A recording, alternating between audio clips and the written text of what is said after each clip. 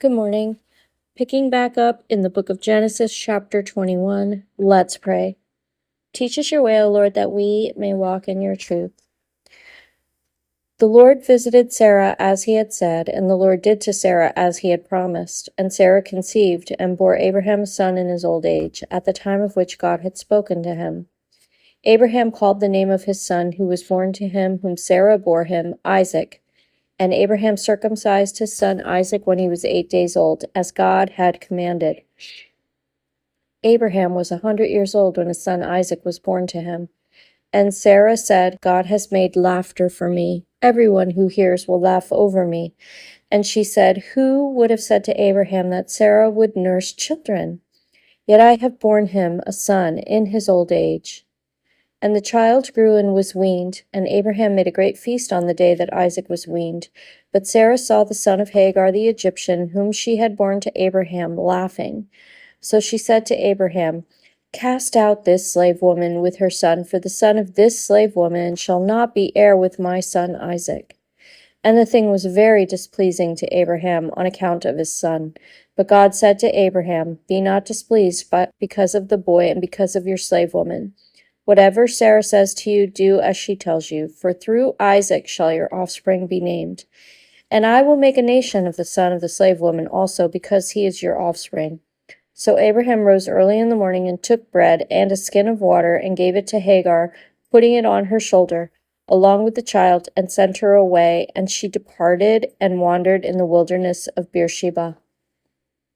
When the water in the skin was gone, she put the child under one of the bushes. Then she went and sat down opposite him, a good way off, about the distance of a bow shot, for she said, Let me not look on the death of the child.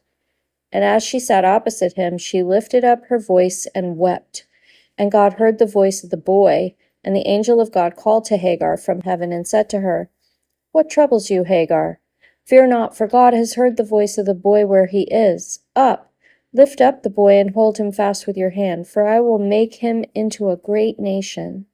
Then God opened her eyes, and she saw a well of water, and she went and filled the skin with water and gave the boy a drink. And God was with the boy, and he grew up. He lived in the wilderness and became an expert with the bow. He lived in the wilderness of Paran, and his mother took a wife for him from the land of Egypt. At that time, Abimelech and Phicol, the commander of his army, said to Abraham, God is with you in all that you do.